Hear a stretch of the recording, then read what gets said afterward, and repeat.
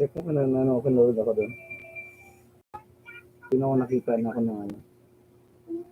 Yung waiting, nawala na yun ano.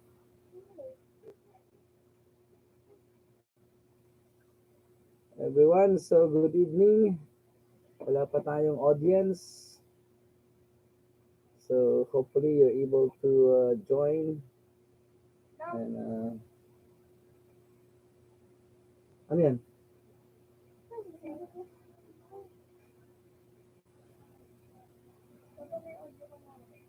Alright, so I think I have one online now. So joining me. Thank you.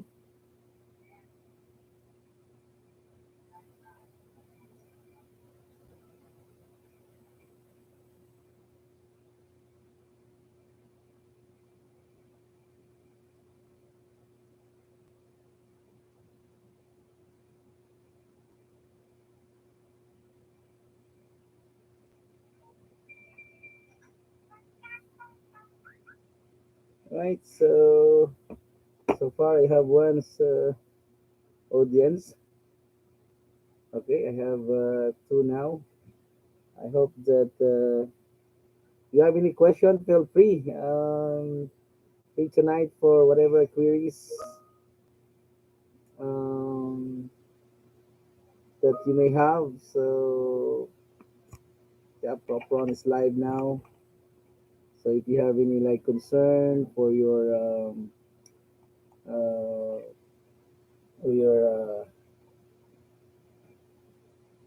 subjects or anything, you could feel free to ask question.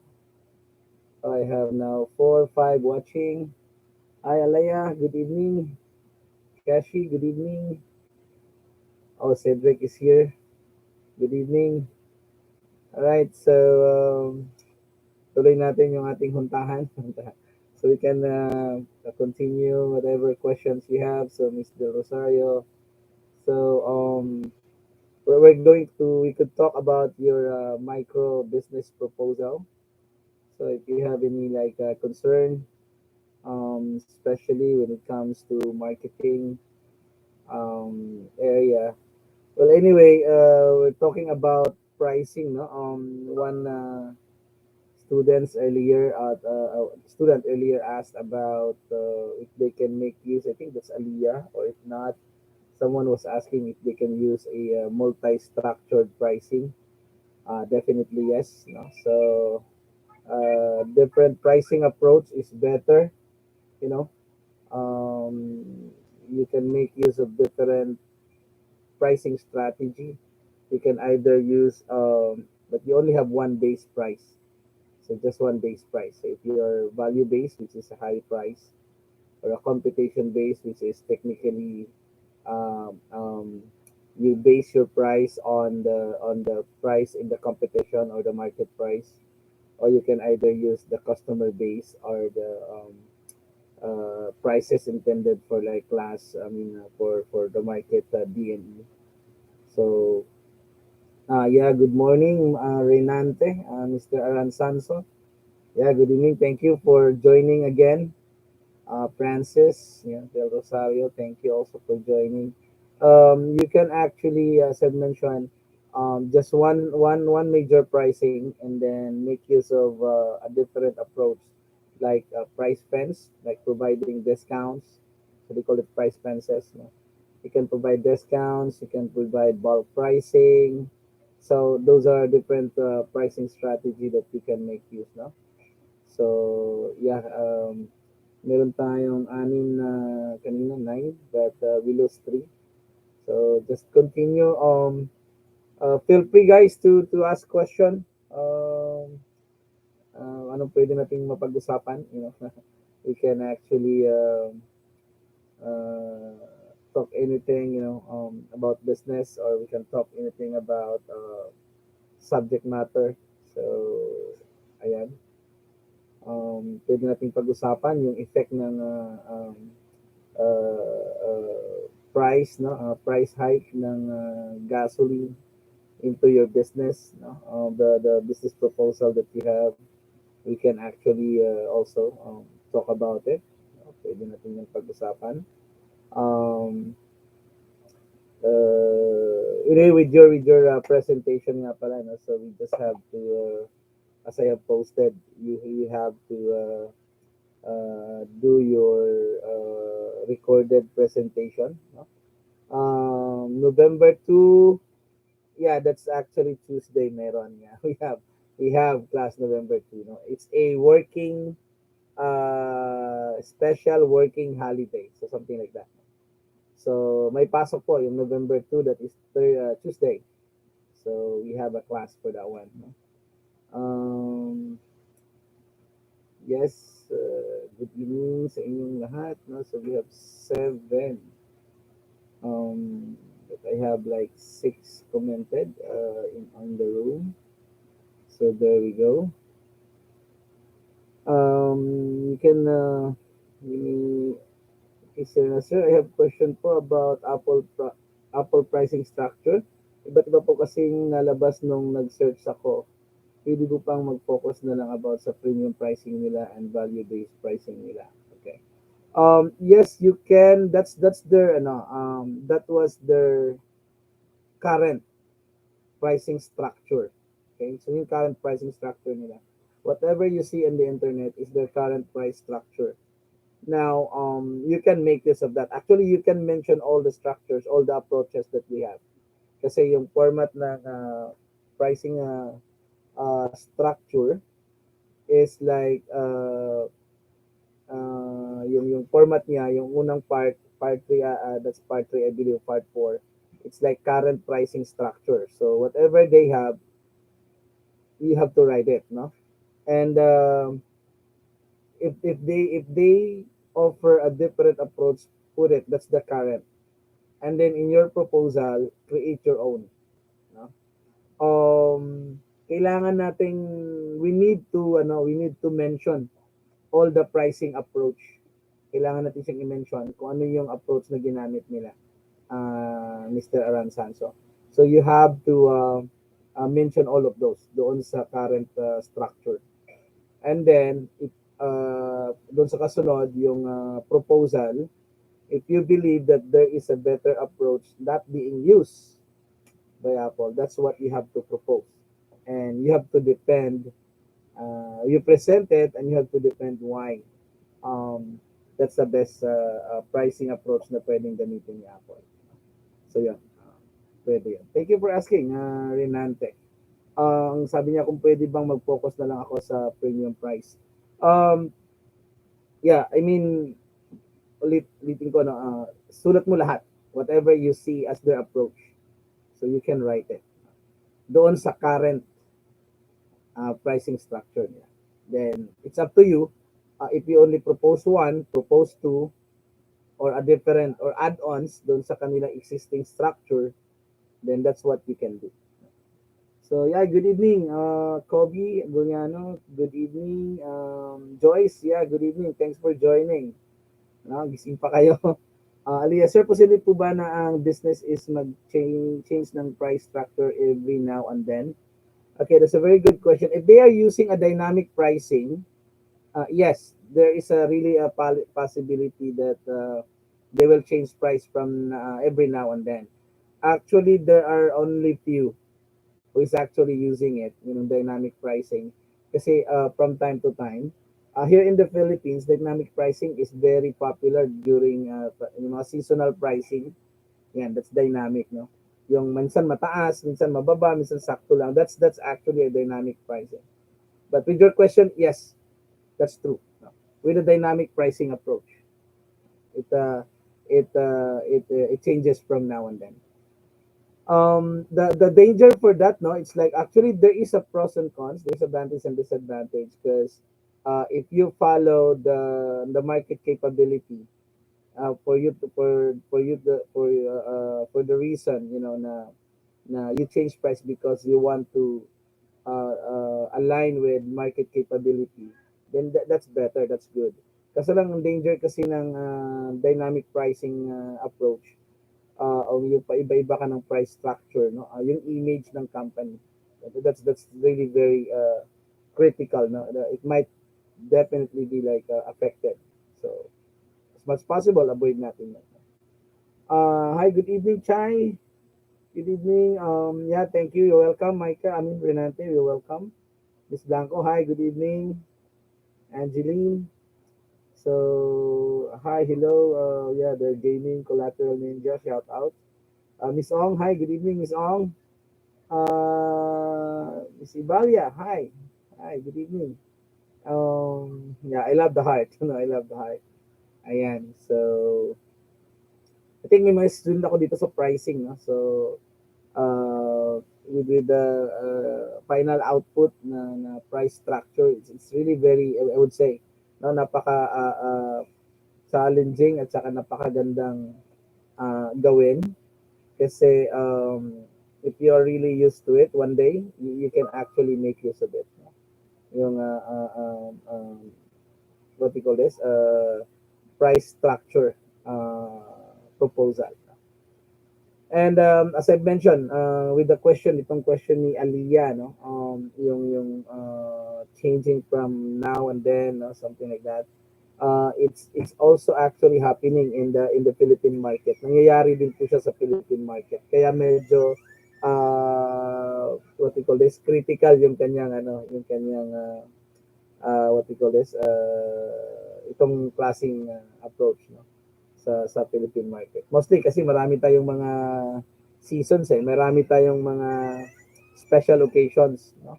Meron tayong katulad nung pag sa Bulaklak, meron tayong pag Valentine's Day, anniversary, no, Christmas, no. Ang dami nating mga ang dami nating what we call this seasons, no, dito sa Pilipinas na sinicelebrate. But mostly, to avoid having problem with company image, discount na lang. Price fences na lang yung ginagamit. So, from now and then, meron tayong, pag sinabi nilang parang warehouse, what we call this, midnight sale, no? Yung Christmas sale, gano'n na lang. Para at least yung image ng company is not that much affected. So, yan. Jam, yeah, good evening, Jam. Thanks for joining. No? I think we'd like go on and off, no? So kanina medyo madami na din na yung ating audience. Ayan. Ayun. Tapos silang katanungan, no? I mean, uh, ano ba magandang i-consider natin? Sa pa pala, the final, you know, presentation also 11, that's 11 to I think 11 is Thursday, I believe. So that's 11 to 17, I believe that's the scheduled final presentation, no? But if we can do ahead, so that if we can do ahead of time, so that we can finish early, and you guys may not going to think anymore about, you know, the subject, then we can even do the presentation earlier. I mean, much earlier than scheduled. Okay? So, ayan. So, baka you have any clarification pa sa inyong mga uh, uh, other, maybe other concerns, no, aside from the subject we have, or clarification. Yan. Feel free. There you go. Ayan. So,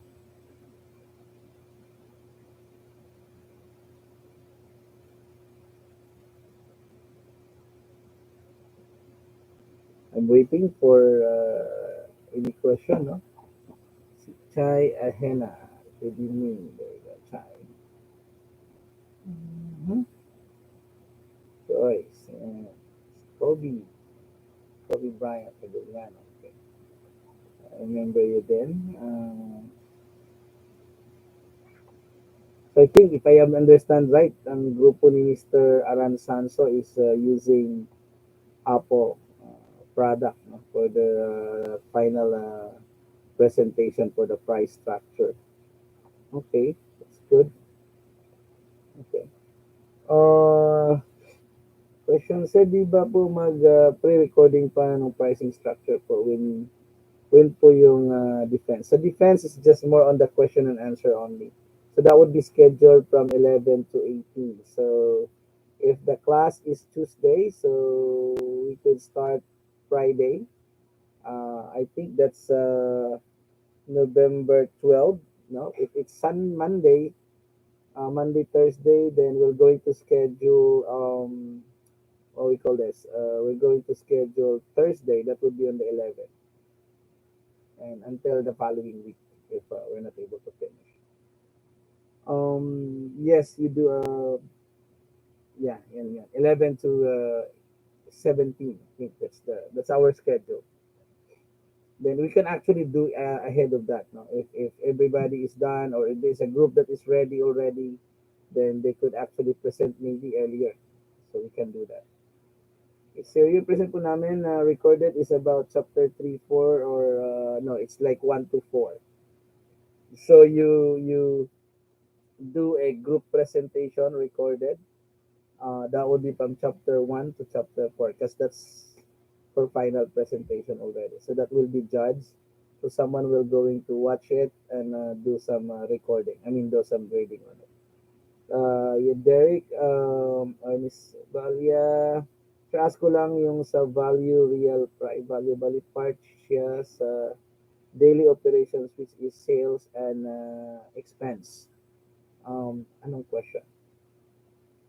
Sir, ask lang yung value, uh, real price. Bali part siya sa daily operations which is sales and expense. Real price, you're asking of what real price is. Real price of the product. If real price of the product, yes, that's part of the sales. If it's a product price. So, but if it's like if it's part of the cost, then yeah, that's an expense. If we talk about real price of the raw material, so what is exactly the what we call this the question value real price? Okay. Yeah, both are part of the daily operation. Both are part of the daily operation. So si Jam, yeah, Jam, good evening, sir. Anything for when using value-based price approach? Um, Always make sure, no, in any type of pricing approach, always the very important thing to consider first is really the segment, really the segment. Um, if the segment is into value, if the segment is really don't care about price.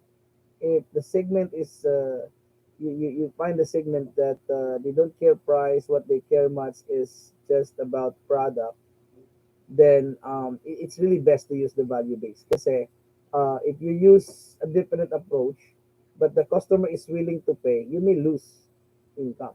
No? So ang tip nun is like make sure that you identify the right segment. Tama yung segment na tinitingnan mo. Tama yung segment na kino-consider mo. Okay? So, and once you were able to get that one, the right segment, then it's time for you also to be able to develop the right product for that segment. Okay? Kasi price will only matter, price will only work no well if segment are well identified as well. No? So gagana lang yan na maganda kapag tama yung segment na what we call this na uh, tina-target mo. No? Sabi nga, no, ulit-ulitin ko yung binabanggit na no matter how valuable the product, no matter how affordable the product, if it's not on the right segment, then it's just nothing. No? So make it sure that the secret there is being into the right segment. So yan, si Jam is asking about paano ginagamit yung value-based price. So always start with the segment. And then from there, then if you're thinking like you want to develop a product which is intended for a value-based market, then you have to find this market. Kasi the thinking is like this, no? Um, all of the all proposals, no, all businesses, all products. Once you ask the developer, once you ask the one who develop and create or selling it, if the product is of quality, all of them would say quality. All of them would say have value, and definitely, no one will gonna say like my product is not of value, my product is not of quality. No one will gonna say that, you know. But what's really important in there is like regardless of what the product have, what's important is that you're able to really look at the market for this product that you have. So kahit anong sabi mo kasi dyan na maganda to, whatever, pero yung market na kinakausap mo, hindi naman pala sila talaga intended for the product. Walang mangyayari. So it will really goes along behavior, consumer segment, and then the price. So, lagi magkasama yan. So do we have to follow a time limit for a recorded presentation? Very good question, Aliyah. As what we have also, no, nothing would change from prelim that we have. So at least the most is 10 minutes for the presentation. So if you can go to 15, yeah, the maximum could be 15. The maximum could be 50 per presentation. So maybe that's good enough for you to only get the best of your proposal. You're welcome, Jam. Yeah, you're welcome. So if you are really planning into business, Jam, and you wanted to make use of value-based price, make it sure that you are looking into the right segment. You're making sure into the right segment. Kasi lahat naman ng tao, they wanted to, as I mentioned last time, everyone would like to buy some or Apple phone. Everyone would like to buy Apple phone, or maybe the top of the line model of Samsung. Everyone, sino bang ayaw? But problem is, do you have the capacity? Yeah, so that's the issue. So that's why my advice is always like, what's your what the what the what's the capability of the segment, that you are really looking at.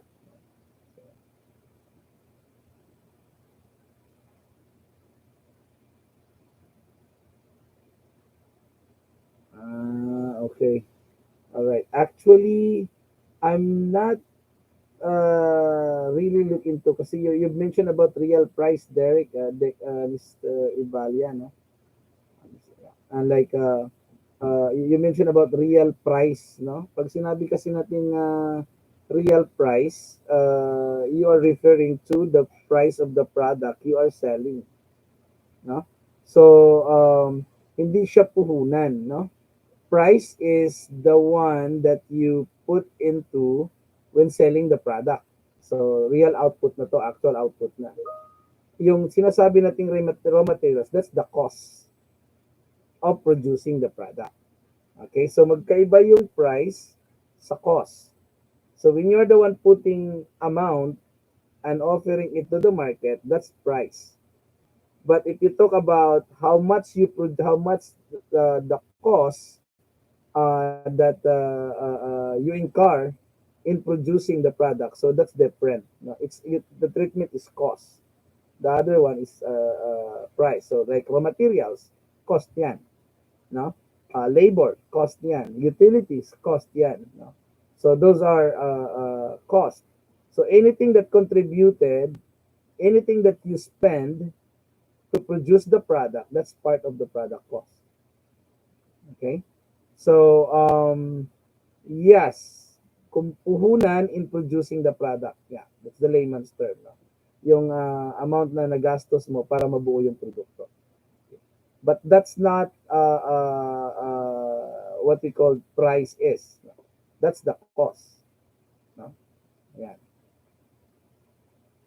Now, ang tanong kasi, ano ba yung value, sir, na sinasabi? So, ang dami kasing, okay, ganito yun. No? Ang dami kasing interpretation about value. Okay? Kasi sometimes when someone says about values, they're thinking about how much it costs. So pag sinabing value, magkano yung halaga ng produkto? So it's either two things. It's either halaga nung pag binili ko or halaga ng produkto nung ginawa ko. So, dalawa yon, no? So, kaya, common word yung value na kung gigamitin mo dito sa interpreting into price and cost. So, pagka sinabi natin, magkano yung halaga ng produkto mo? So, two things. So, okay, are you referring to a selling price or are you referring to the cost of producing? Okay? So, kung cost of producing, so for example, 10 pesos, yun yung value ng pag-produce. Amount. Okay? Amount to produce. No? Na pag sinabi nating selling price, o di yung 10, kung magkano man yun, how much how much you earn from the value, I mean from the total cost. So kung 10 yung cost, binenta mo ng 15, so yung 15, yun yung price mo. Tapos yung difference nun, yung 5 pesos, yun yung income or revenue. No? So, yun. Kasi pag ginamit mo yung income statement, meron kang sales, tapos less cost of goods sold. So, kung ang sales mo 15, tapos cost of goods sold mo is 10, so ililess mo yun. So, yung revenue mo is yung gross profit mo is 5 pesos. So, isang unit yun. No? Tapos, less mo yung expense sa pagbuo ng product na yun. So, what is included sa list of cost of goods sold? So, these are mostly raw materials. And then, the other costs like operating costs, salary, or the labor costs, kasama siya sa other expenses. Doon siya napupunta. So, um, um, kasi for example, yung cost of goods sold, I mean, when you produce the product, and raw materials is 20 pesos. Mag-ilan ang nabuo mo doon. Say for example, 20 pieces for 20 pesos worth of raw materials, you're able to develop for a 20 item. No? So, 20 yung nagawa mo. So, yun yung cost ng raw materials. Eh, paano pa yung labor? Paano pa yung utilities? Dadagdag natin lahat yun. So, kung magkano na yung total, tapos nakabuo ka ng 20, so, magkano, halimbawa, na ang total cost mo is 500, just an example. And then you're able to develop like 20 items.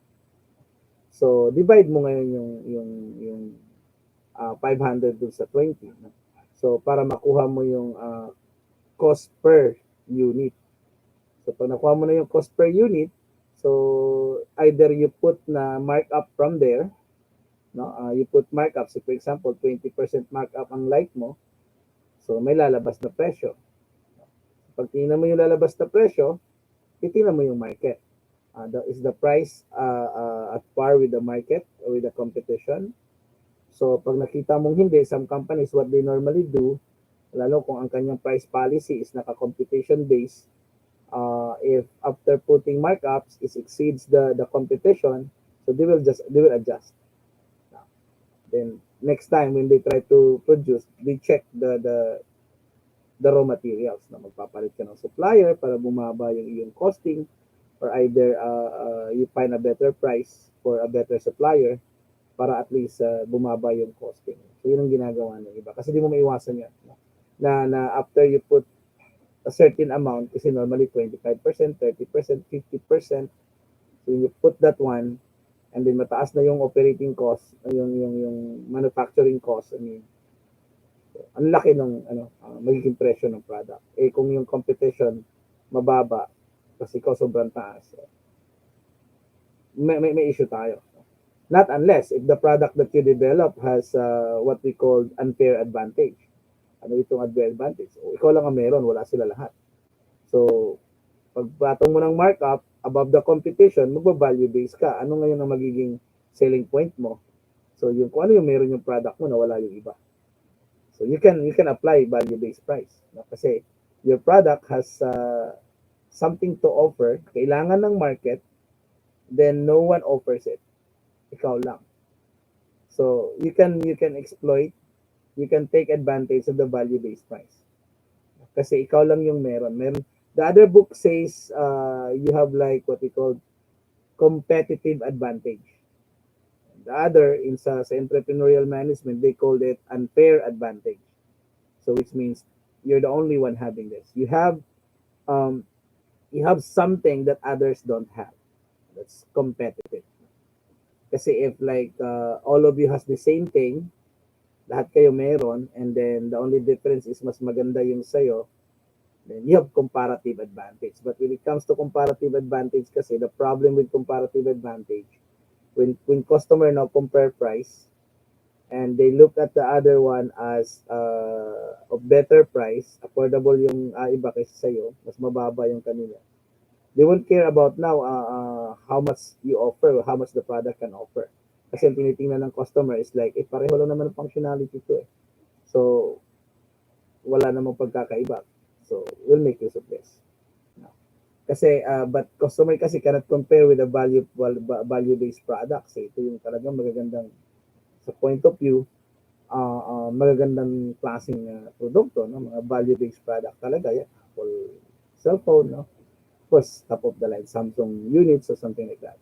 So, ayan. You have to be very careful about, setting, identifying the cost, no? Especially yung mga nasa gagawa ng micro business proposal. So, kaya pinalista ko yung mga purchases para at least alam niyo na this is how much you will only need to spend. You only have this and you make use of it. So, yeah. Sir, it is using value-based pricing. Ayan, pwede na yung isang you can consider also for that one, no? Means jam, you can consider that jam, yung something that you have but others don't have. Ano, yung unfair advantage saka yung competitive advantage. So once you have that, yeah, you can take care, you can actually use value-based pricing. So do we have time to follow? Yeah, 15 minutes. Thank you. Well, sir, ilang PowerPoint slides lang po yung allowed sa presentation. The most is 12. If you can do less than like 10, better. But the most is 12 slides. Hi, good evening, Gail. Miss Villarba, good evening. Thank you, Miss Ong, for asking. Thank you. So, Gail is here. Ayan. So, pwede yon, no? We can, pwede mong gamitin yon. The number of slides, no? Like, the most is 12. Now, if you're doing micro business proposal, what's most important there, of course, there's different part. Of course, your market. So, kailangan di siya mawawala, no? Yung what we call this, the segment, the segmentation, and then yung main target market mo, dapat hindi yan nawawala. Tapos, what's new with your product, what's with your product. So, kasi isang slides lang yun, isang slides lang yung product, isang slides yung segmentation, isang slide yung, what we call this, yung 4 piece mo, you can actually make use also for like 4 or like one slides, then they can make use one slide for your porters. So as long as it will not go beyond 12. Then of course with your financials, no?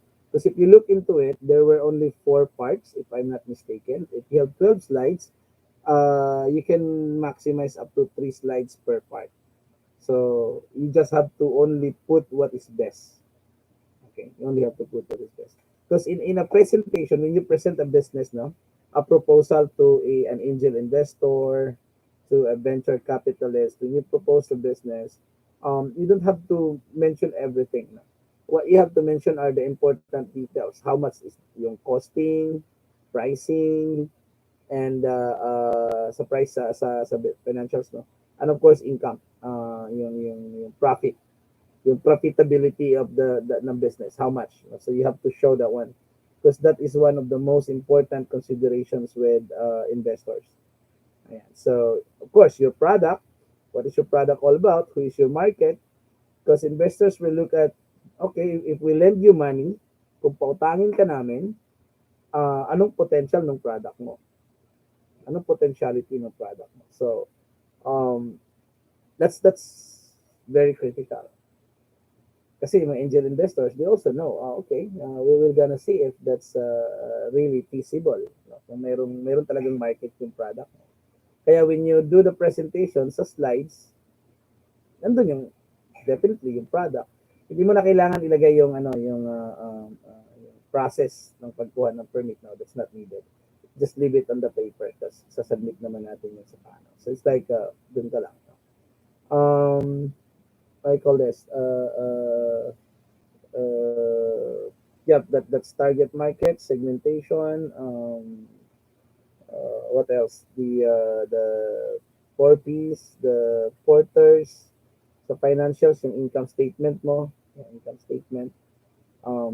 That could be one page. Tapos yung sample mo ng template ng anong content ng template ng credit collection mo, yung collection template mo or yung credit template mo.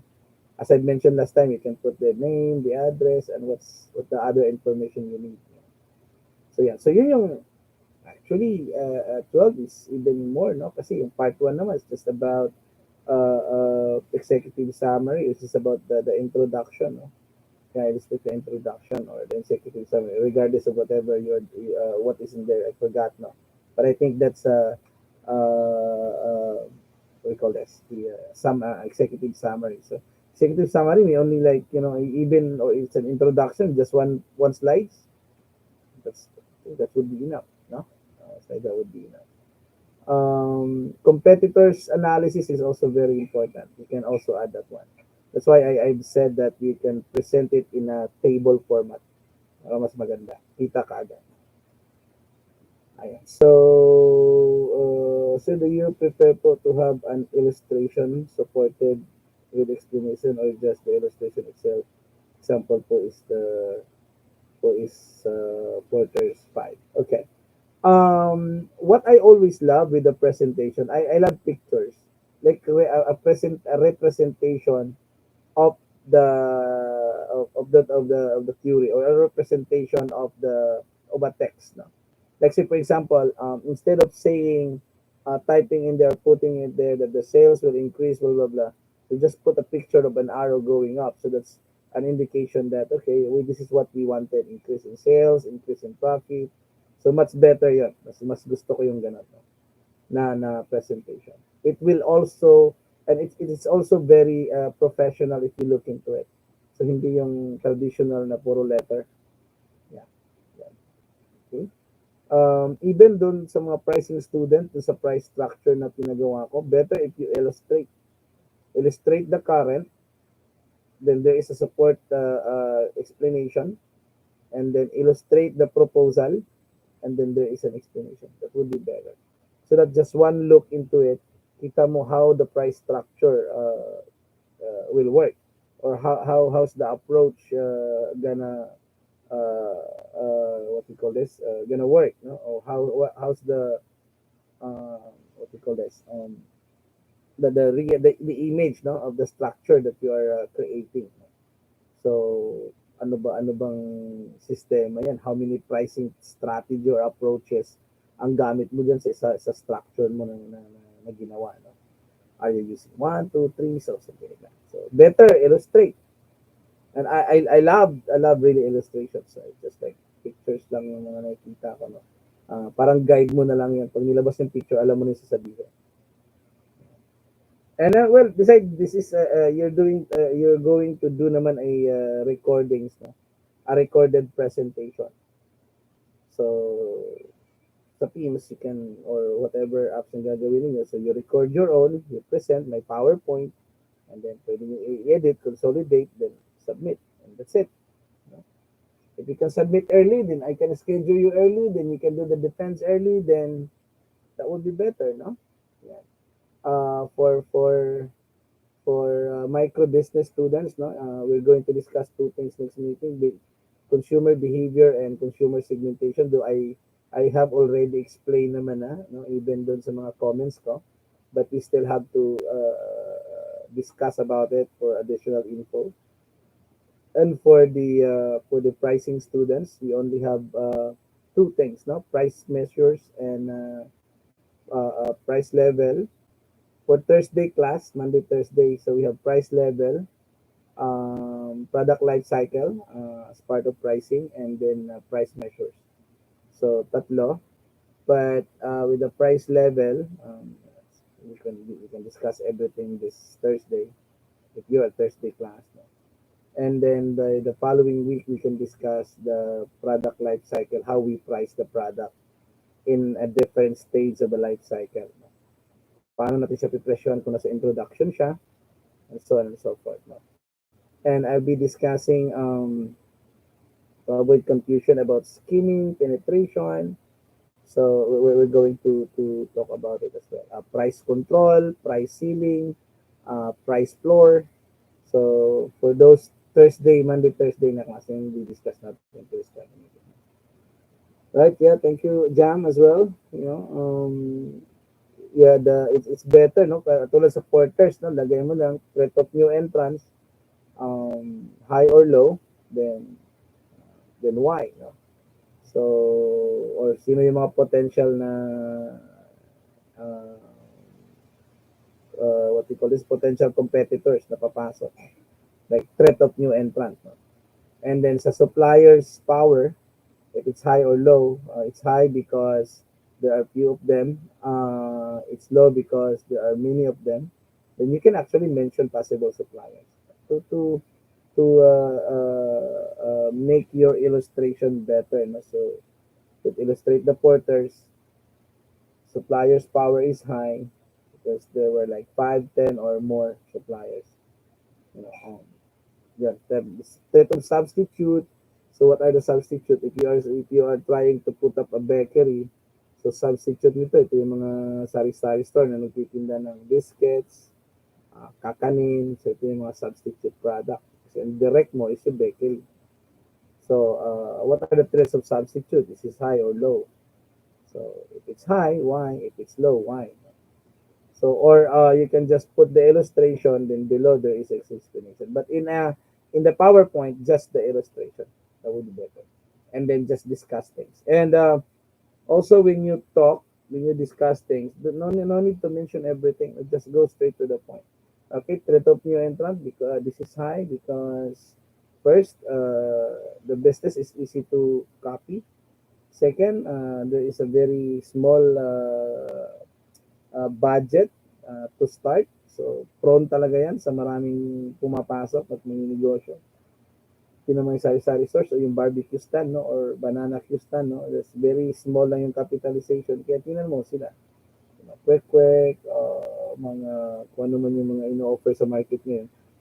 Mura yung capitalization. Kaya pag tinignan mo, murang-mura din. Ang daming parang kabuti silang naglalabasan. Bakit? Kasi yun nga, napakamura nung the cost of entrance is very small, no? Very affordable. So usually kapag ang business ay mataas yung capitalization, ilan lang yung papasok diyan. Of course, yung mayayaman lang. No? So the threat of new entrant is not that high. No? Now with the supplier, it depends. No, it depends. As I have mentioned, if you were able to find a business, you see, the problem is like this. When you're able to find, if there is so many suppliers, let me put it this way. If there is so many suppliers, this means that there is a potentiality or possibility that there is a lot of people doing business using the raw materials.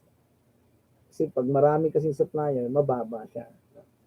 So if there is a huge number of supply and there's so many suppliers, yung threat ng powers ng supplier mababa kasi maraming option.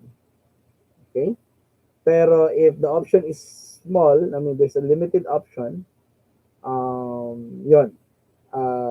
Also, pag tinignan mo rin yung mga negosyo na gumagamit ng materialis na yun, hindi rin siya ganun kadami. No? Kasi usually, kapag limited yung raw materials, medyo expensive.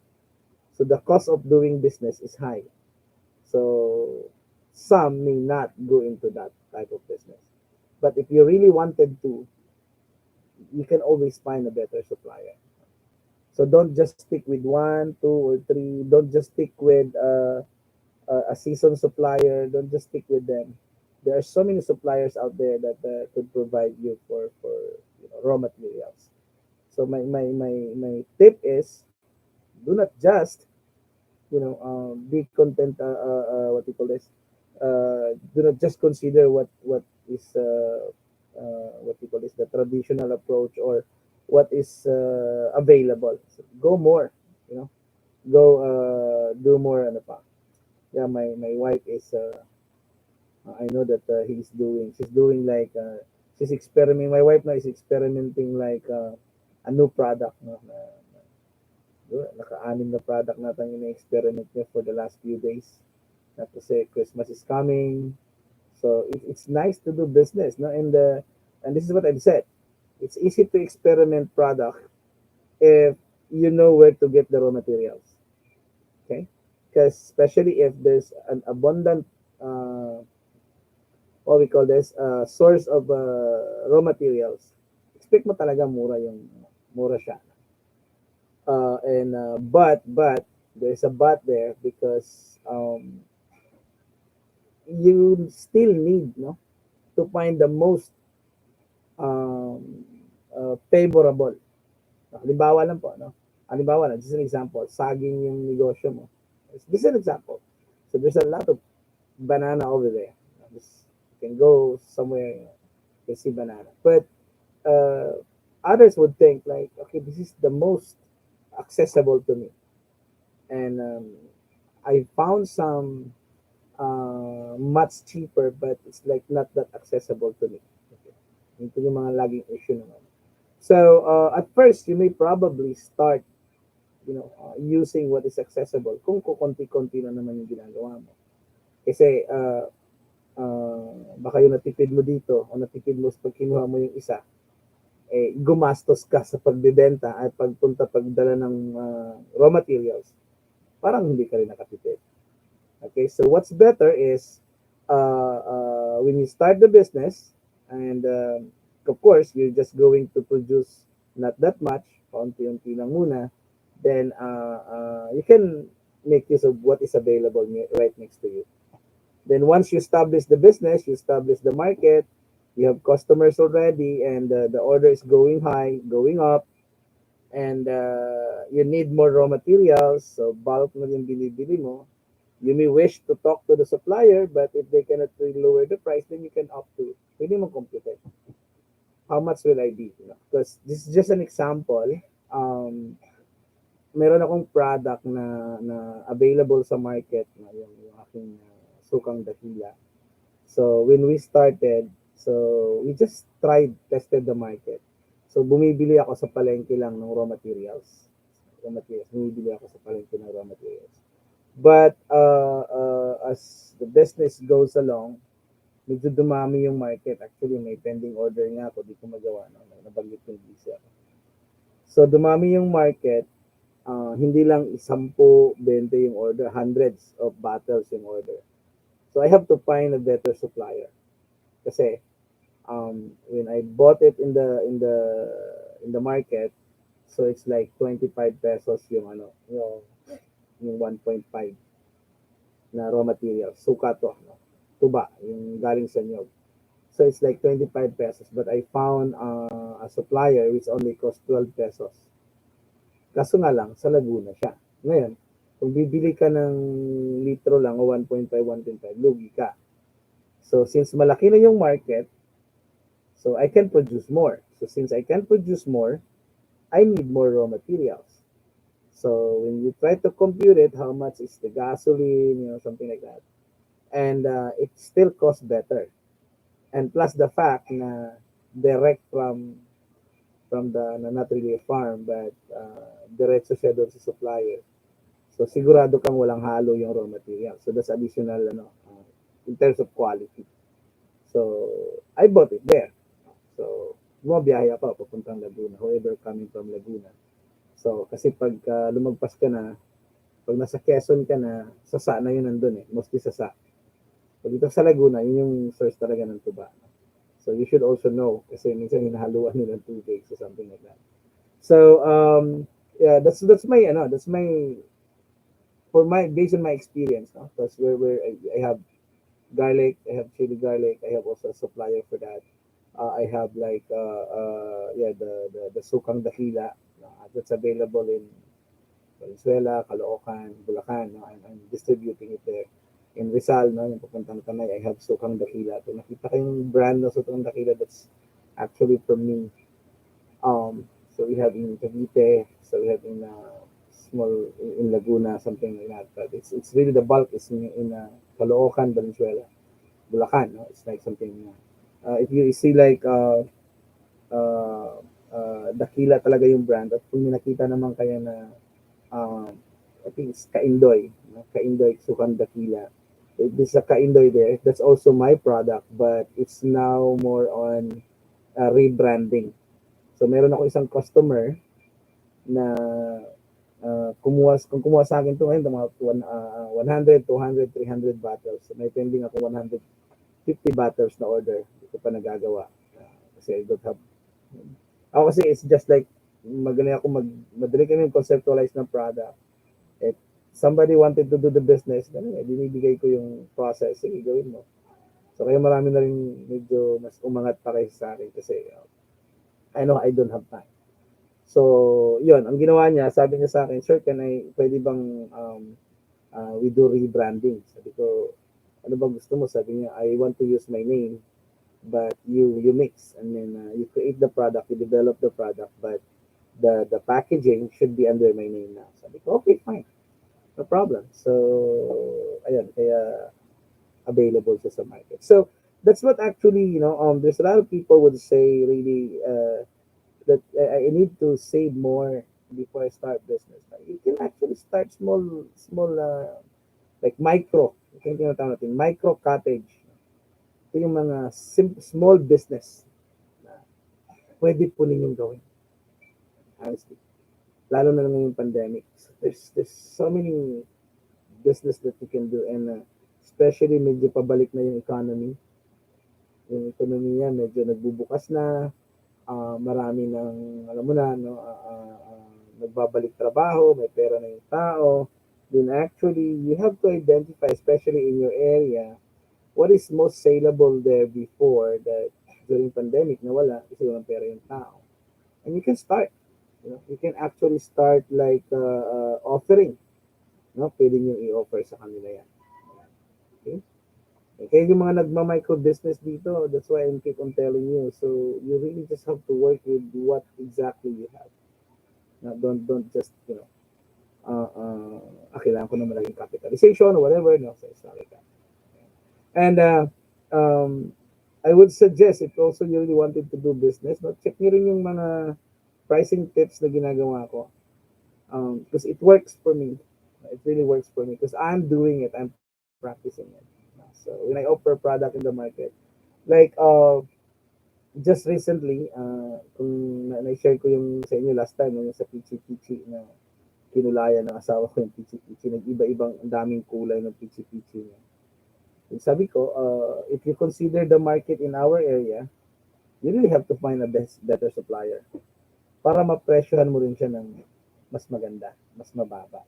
Kasi yung market dito, hindi siya value-based. No? You just look at that. Gusto nila yung valuable, masarap o whatever. Pero pera is an issue. No?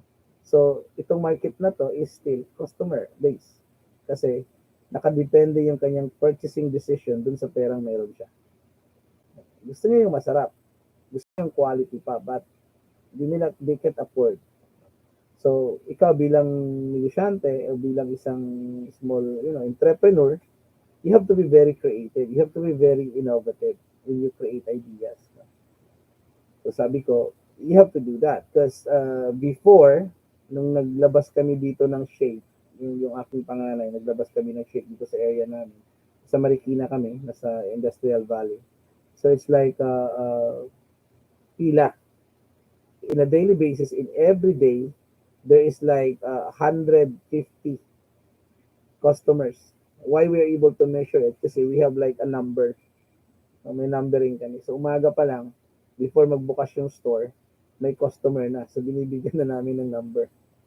So pila yan. Now, why does it happen? So what makes customers come in? No?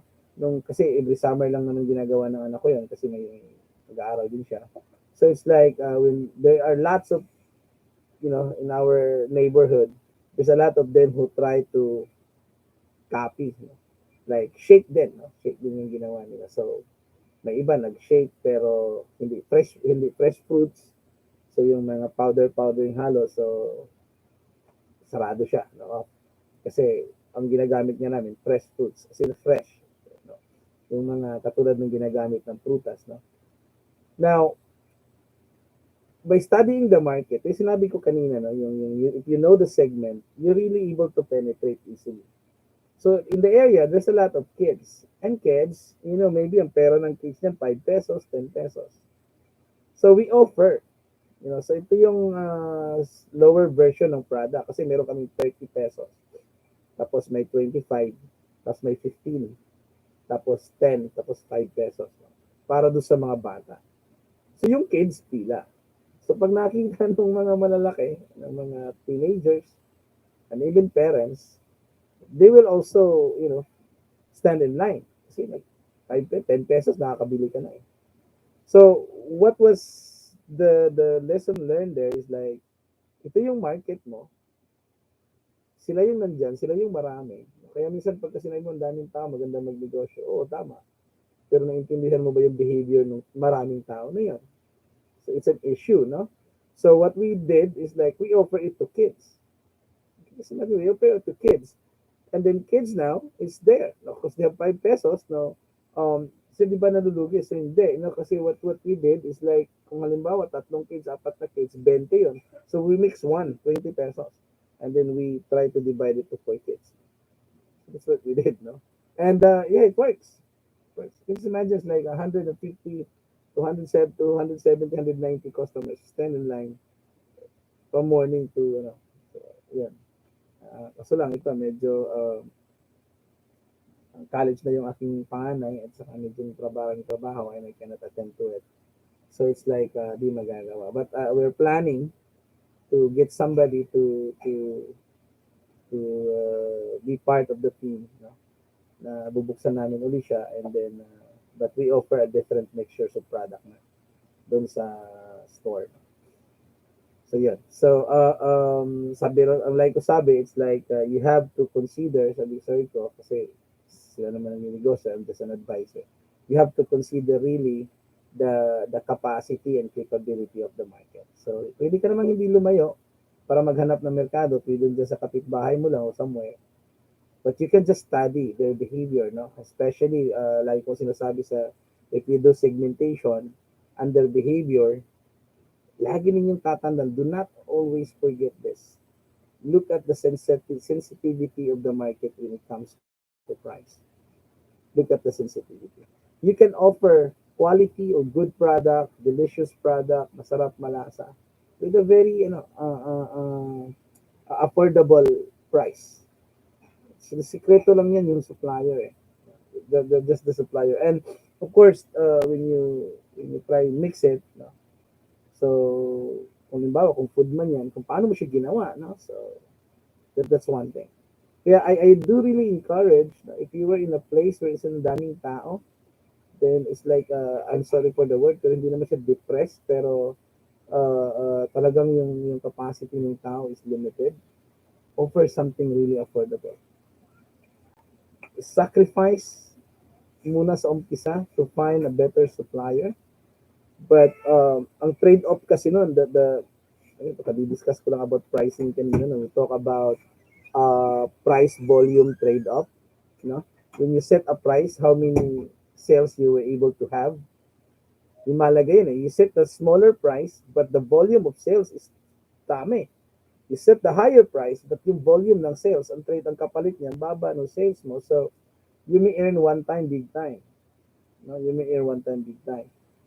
As I've mentioned, also, no, there is a so-called strategy na tinatawag nilang you skim the market and then later on reduce the price. Wala kasing gumagawang nun eh. Walang yung approach na yung price skimming, yung market skimming na sinasabi. Yes, you set the higher price, but they do not try to lower it gradually because it may damage your image, no? So, when value based yan. Kung customer based, kung competition based, and then it's competition based. So that would be your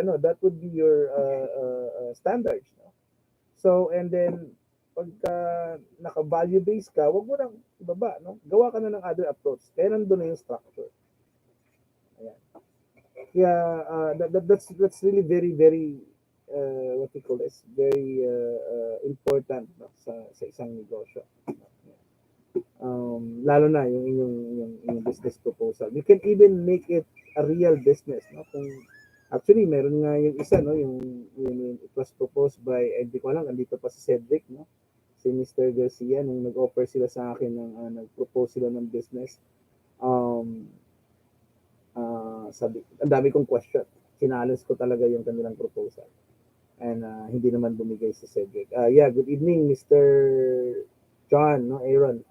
So, si Mr. Placido, no, also nandito siya last time. No? Good evening and thank you for joining. No? So, as I have mentioned, yeah, dito pa si Cedric. No? So, challenge ko si Cedric. What is it? Think more, and then give me more, and then she didn't give up. No? So, that's a good attitude. And yung kanyang business proposal, actually, it's very, very, what we call this, feasible. No? I mean, as in really very feasible. So sabi ko nga eh, kasi shake yung kanila eh. Then, what makes it better? What makes it, ang dami na kasing lumabas na shake, yung lagyan ng graham, yung iba naglagay ng buo-buo. So what makes you different, no? Kung fresh prutas yan. If you can do more and think more, I think that would be a very great idea, no? So, sa 10,000 lang, ayaw niyang buuhin yun eh. No?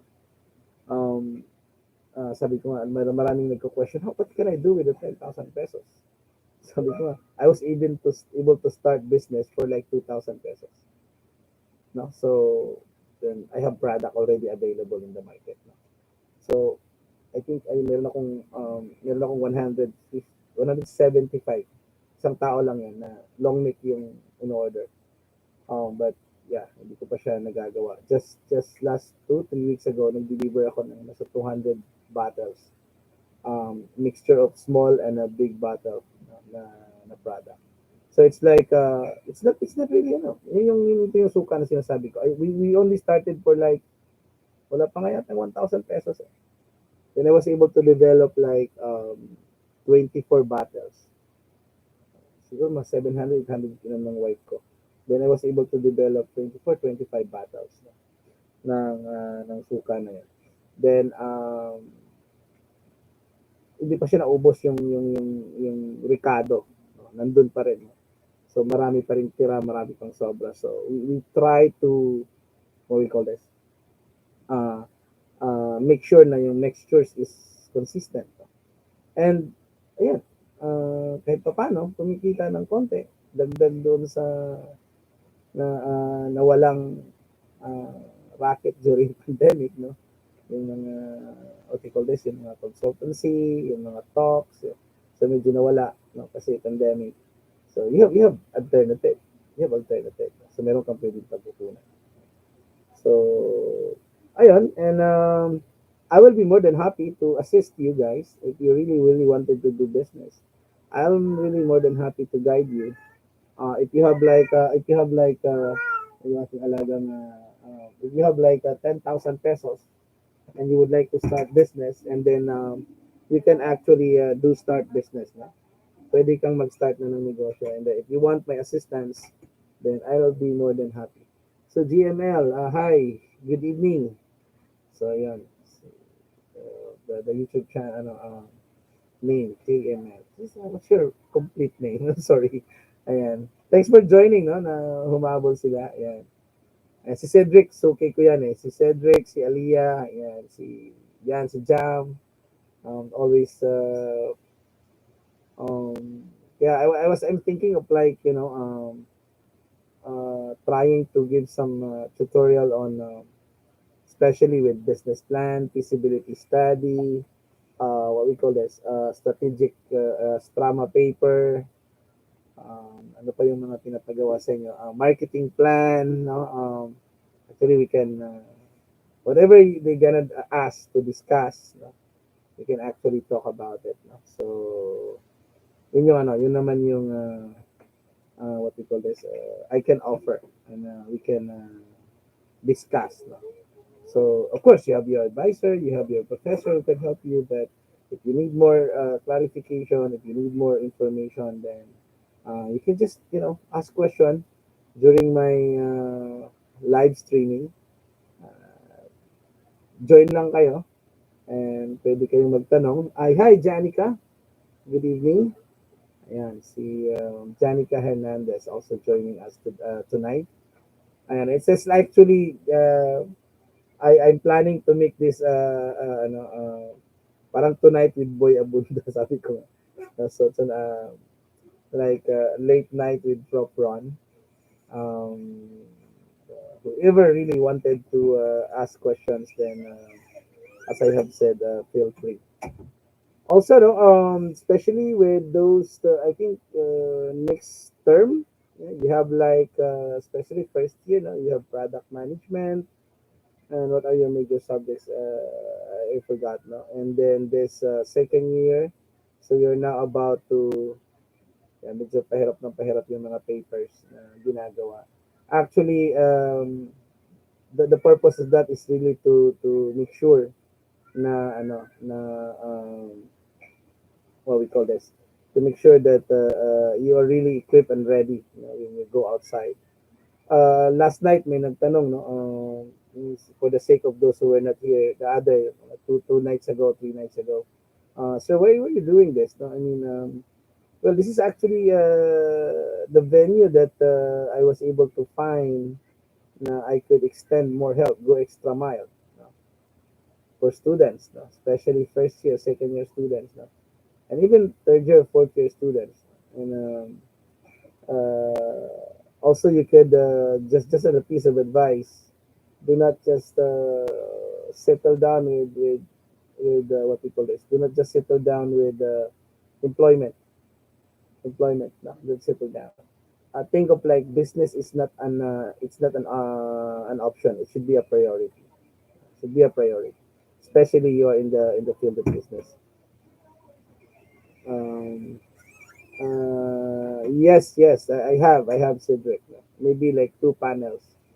Uh, we have like panel from the outside the university. So ito yung mga negosyante din ng mga kakilala natin that can help us provide some inputs, no, sa inyong proposal, sa inyong business proposal. During face to face, so I invited like different, no, businessmen. Nag-invite pa ako ng Bombay dati. I was able to invite yung owner ng Brilliant, no, Miracle Oil, yung Brilliant Products. I was able to invite just to be a judge, no. I was able to invite the owner of True Blends to be also a judge. So real entrepreneur who actually can guide you as well. No, they are my friends, no. If you are familiar with True Blends, I'm not sure if they're still existing, if they're not having a hard time, but ako yung kauna-unahang marketing advisor nila o marketing consultant. No? That's why nakapag-establish sila ng brand sa NU. No? Kasi hindi nyo na inabot. First year, second year students, hindi nyo na inabot yun kasi yeah, they're affected with the pandemic. Nagsara din sila. So, but they started in Ateneo. So, they were open like 17, 20 branches all over Luzon. No? And the plan is to open branches sana sa province expect. Nandito yung pandemic. So, it's an issue. Yeah. And it just started just isang simpleng ano lang din yung negosyo na yun, isang simpleng hilig lang. Yan yung mga milk tea na yun, it's just hilig lang, no? You can a lot of improvise na nakikita ko. And it's very nice, no? Very nice. They're able to make a business. Ang isa na talaga nakita ko, tulad nito sa amin, na nawala din agad, hindi nagtagal. Yung market is teenager, yung mga kasing edad nyo, saka higher than, no? Wala silang market doon sa mga bata. And most of the market here are kids. So, wala. Hindi ka magtatagal. No? And ang kids kasi, ano yan eh, si Jollibee, buhay na buhay na. Kasi ang kids, kapag ka humingi, kapag ka ginusto ng kids, maglulupa sa yan, hihingi yan. And hindi talaga makatiis yung magulang, talagang bibigyan, no? Bibigyan talaga yung bata, no? In a way. So, kaya, you really have to consider, no? Si Cedric, where's your place? If you mind me asking anyway. Where you located? Um, if like yeah, it's been like a while when we able to discover yung Graham nga, no? Naglabasa na ngayon sa mall na yung shake na mayroong mga buo doon sa loob, tapos it cost so much, 70 pesos, 75. Uh, I forgot the name, mango or something, no? Uh, 75 pesos, wow. Samantalang ang pinakamahal namin benta is 30 pesos. Just imagine nila how much is the costing. And so, paano nyo na-open yun? Mangga, fresh yung mangga, fresh yung avocado, fresh yung saging, fresh yung guyabano, no? So, of course, you really have to make friends with your suppliers para bigyan kanya ng favorable price, no? Nag-shake din kami ng star apple. So, this shake star apple. Even melon, pakwan, no? This is not, paano mo gagawin yun? Di ba matubig yun, ang hirap eh. So, it's like, I mean, the willingness, no? The idea. Ayan. Yeah. So, gamitin yan. Gamitin yung price, make use of the price as your tools to, but not just price alone, no? To penetrate market. But making sure before penetrating the market, kailangan na-develop mo muna siya ng gusto. Para pag sinabi na-develop, napag-aralan mo na siya. Na-research mo na siya, na-identify mo na yung segment mo, and so on and so forth.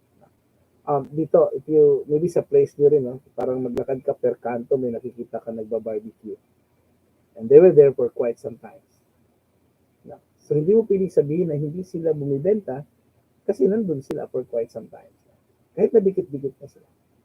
Okay. Then, you will notice that among those, meron talagang isa dyan na minsan pinipilahan. Or siya yung laging unang nauubos. Laging unang nauubos. Ang question ko lang, bakit ito diba is, well, naiiwan sila, no? I mean, hindi naman sila mahal. So, lasa. Eh, alam mo naman na kaya pinipilahan yung tindahan na yun because of the taste. So, why not improve your taste? The taste of your product. So, bakit hindi mo siya i-improve? So, yun yung mga hindi mo maintindihan bakit hindi sila, and you can make us, I mean, you can observe, you can actually like take note of it, ano yung ginagawa nila para time will come, when your time will come, no? And I believe today is the taste of time. I mean, dapat ngayon pa lang, um, alam mo na yung dapat mong gawin bilang isang estudyante. Especially if your parents are having business, learn from it. Do not just let your parents do what they're doing. No, alam kong mahirap sometimes, maybe they don't allow you, but just simply observe. Siguro. Observe, uh, then whatever you've seen, whatever market they are pointing out, I mean, whatever market they are serving, observe. And if you're just confused about it, you can ask. Or maybe if you already have idea, maybe, Sma, this is what actually we offer, but I believe the product that we have can also be used by this segment. So why not we try this segment as well since nandito na rin ang tayo. So yan, meron akong isang student from Laguna, San Pedro. It's like 2000, estudyante ko siya 2004 from other university, from other school. Kasi I joined NU 2011. So I was a student 2004, so in Laguna, De La Cruz. It's like what we call this, something like they have like particular business na ginagawa nila. And sabi niya, it's like they have like they started with one and it makes like 30 outlets.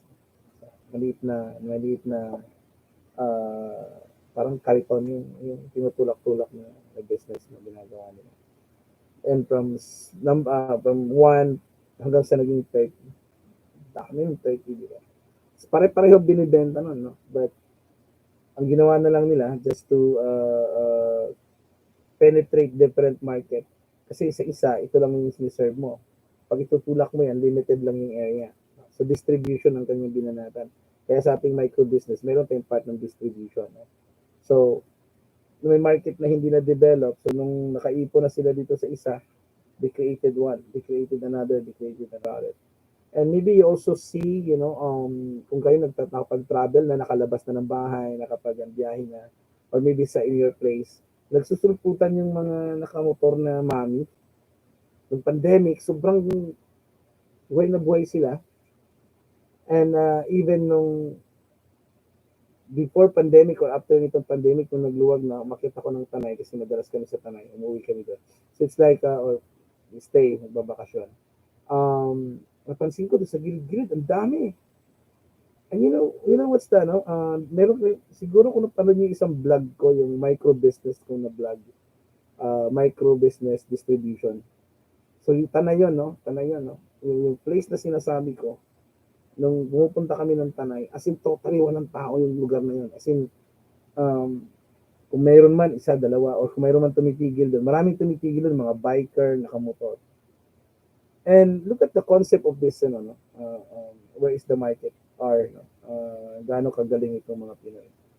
So, nagtayo sila doon ng patipotobongbong, nagtinda sila doon. Kasi nangyari, pag pandemic, hindi pinalulusot sa Tanay. Hanggang doon lang sa baras na yon. So, yung mga bakasyonista, natigil din sa lugar na yon. Ang dami. So, for almost a year, siguro ang dami. Kami yumaman na doon dahil ang dami nagbibenta doon. No? May just bundok, nakikita mo, nagtitinda ng balat ng manok, chicken skin, whatever. So sabi ko, and I talked to some of them, no? Doon sa micro-business ko, kuya, may bumibili ba po ito bumbong? Sir, kulang pa nga to eh. Wala pang, ubos na agad to. Tapos yung chicken skin, tanong ko rin, kapila nakaano din yung mga customer niya. Sabi ko, it's really, walang formal study itong mga to ah. Unlike you guys. Di ba formal study? Hi, Miss Pascual. Yeah, good evening. No? Dito si Miss Pascual, a student in pricing. No? So, ayan. So, good evening. Thanks for joining. So, ayan. If you have any question anyway, you can just write so that I can address. So, ayan.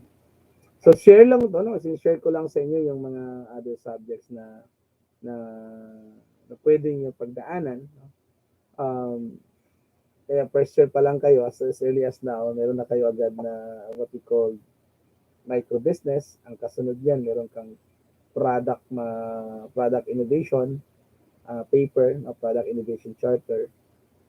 Then after that, you will be having the marketing plan. Meron ka ng marketing plan, meron ka ng business plan, meron kang feasibility study, meron kang e-marketing plan. So, kompleto na yung...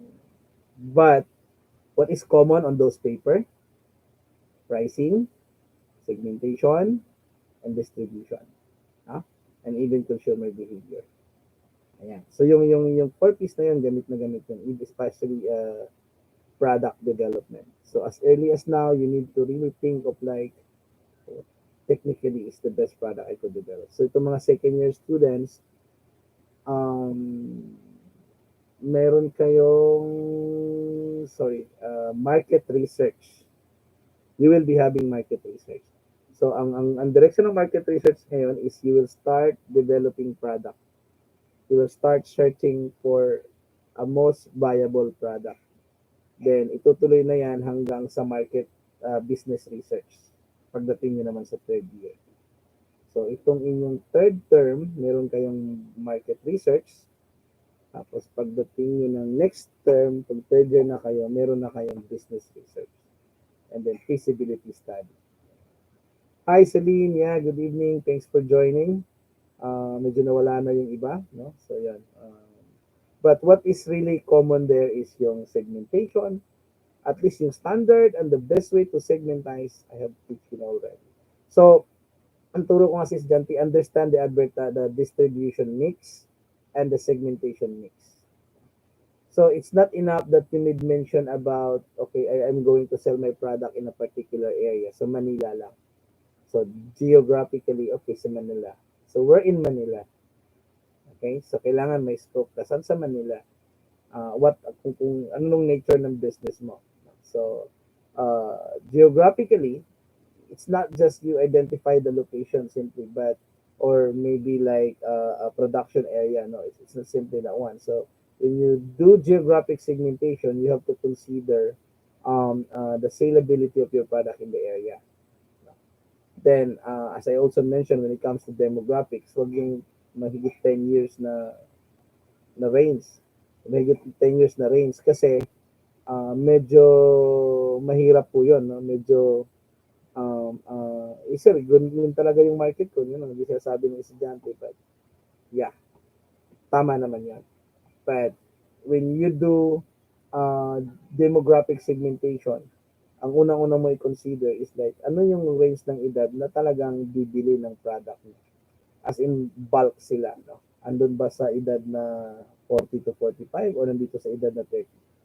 So, yun yung target mo. That's how you identify the target market.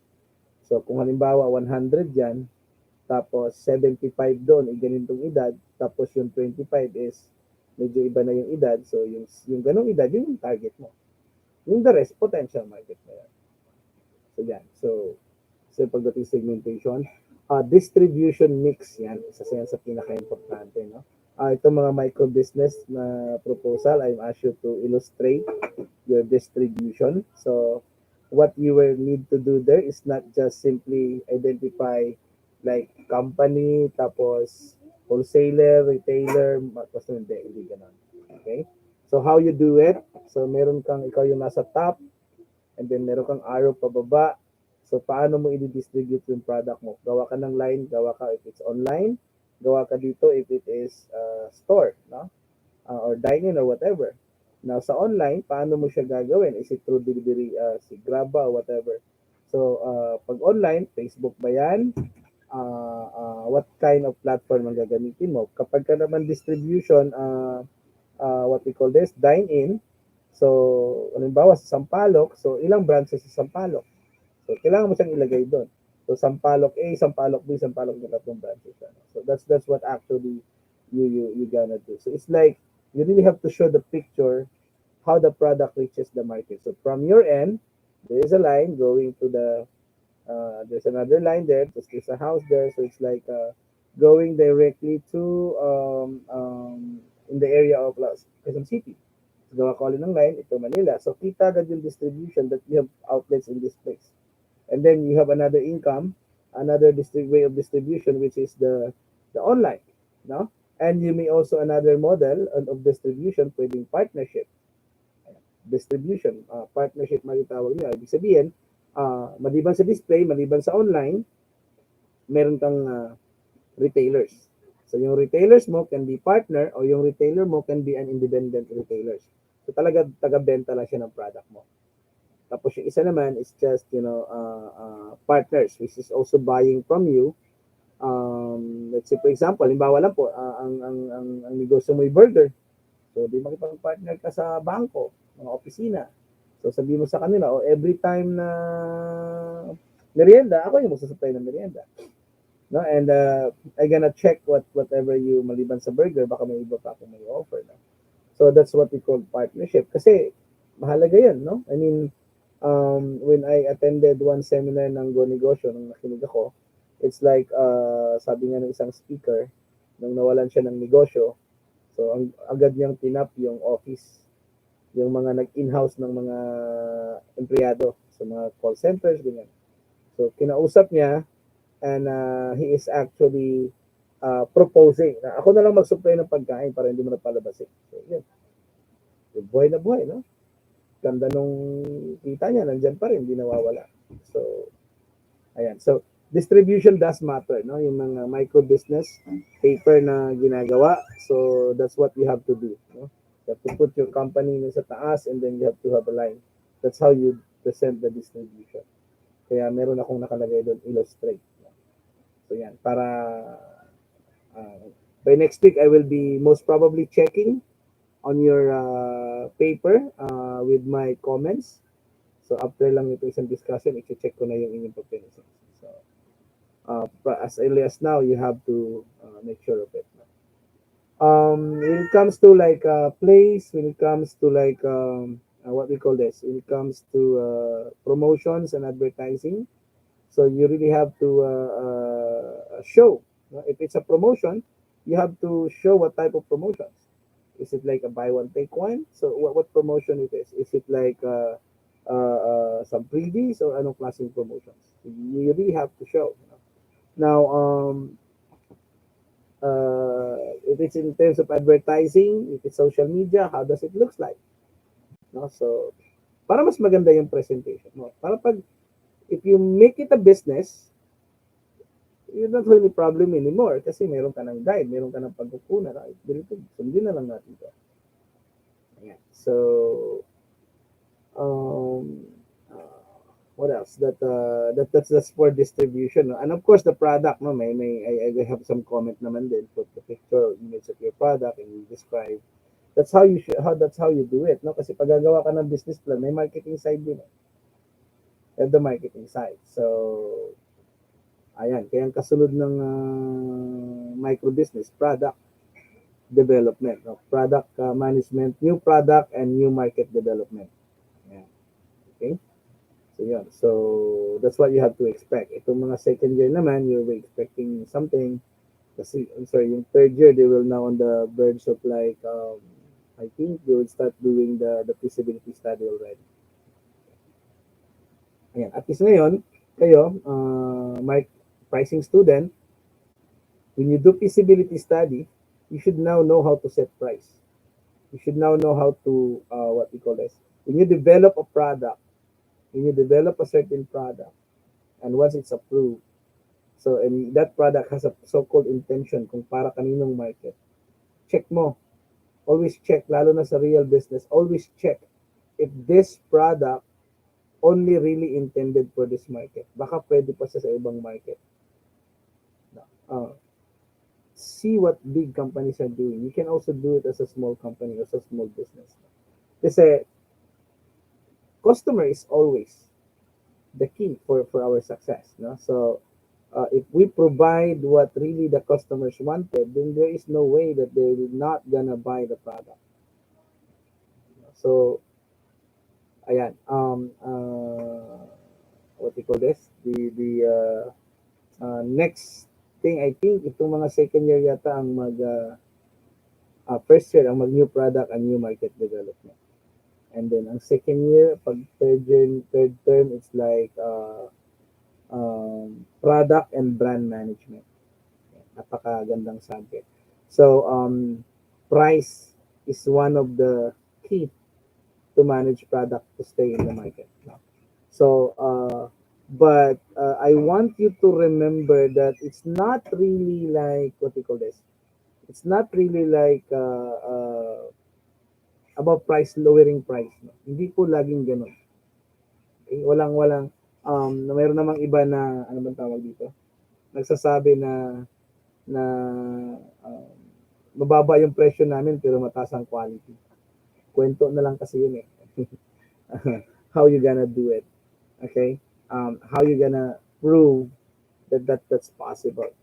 Well, we can provide quality products. That's really true. Totoo po yan. At a very affordable price. At a very affordable price. Because like kung sinasabi, our job as marketeers, our job as business people is to really provide, no? Sabi nga ni Philip Kotler, sabi ni Philip Kotler, what we call this, marketing is about exploring. It's about creating. It's about developing. Sabi ni Philip Kotler yan. And he's a guru. And that's actually true. No? Ayan. Kaya masaya ako as I read your paper. Yung mga ano pala, no? Yung mga gumagawa ng price strategy. I mean price structure. So if you wish to have your paper checked, you can start uploading it sa I may also naman uh, post the instruction. You may start uploading it sa inyong channel para yeah, at least ma-check ko siya. Pag nag-present, mayroon tayong panel, and then pag nagtinanong kayo, at least hindi na masyadong mahirapan yung panel. Hindi na masyadong magkakaproblema yung panel. And hindi na rin kayo masyadong magkakaproblema kung paano sagutin yung panel ng in such a way. Janica, sir, possible po ba na mag-offer ng discount yung value-based company na hindi nasisira image nila? Like, yeah, it's possible. Actually, Nike is doing it. Si Nike gumagawa niya, no? Naka-value-based yung market niya, pero nagpo-provide siyang discounts, no? Nagpo-provide siyang yung mga sale ginagawa nila. Pero hindi siya yung all year round na sale. No? So it's sale talaga. It's just for that particular time, no? December, minsan nag-inventory sale sila, so something like that. That's possible. Actually, that's why, because you are not lowering the price kasi if you give discounts, you are not lowering the price. Ang lagi nyo tanin sa isip, may base price ka eh. You have the base price. Huwag mong bitawan yun. Kung napapansin nyo nga, di ba, yung mga first year students here, kung hindi nyo napanood yung aking price approach, lahat ng company nakikita nyo, lahat ng business, meron siyang base price, hindi niya bibitawan yun. Kahit mag-bundle pa siya, kahit mag-discounts pa siya, meron siyang base price. No, meron siyang base price. Bakit? Kasi, even you offer discounts, that doesn't mean that you lower the price. You only lower the price because of a special offering. Because of you try to consider, you know, either membership, you try to consider either market to place your product, or really you are thinking of like not all people are really capable of buying such. No? Pero wag mong bitawan yung base price mo. No? So you compete with the base price. Kasi ito yan, meron kang product A, product B. No? Tapos meron kang pareho kayo ng product na binibenta. So magkapareho kayo ng presyo. Tapos siya, wala naman siyang ginawa kundi kung ano lang yung base price. Ikaw, you have the base price and you have the idea of like doing something under the structure. So from the base price, meron kang other approaches. So nag-price matrix ka, nag-price ano ka. So that customers may able to, sige. Kaya punta ka sa market, hindi naman lahat ng dilata naka-bundle eh. May bundle. Yung iba wala. Yung iba meron. Pero pareho sila ng base price. Pero isa, hindi sila nag-offer ng bundle. Isa meron. Okay? Kasi yung tao, pag nakita mo, uy, mas nakatipid ako sa bundle, doon ako sa bundle.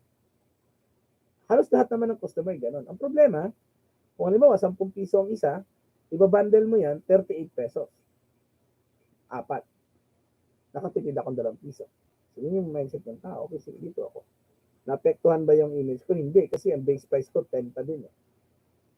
Ngayon, pumasok ako sa loob, tapos nakita ko yung bundle, 38 pesos.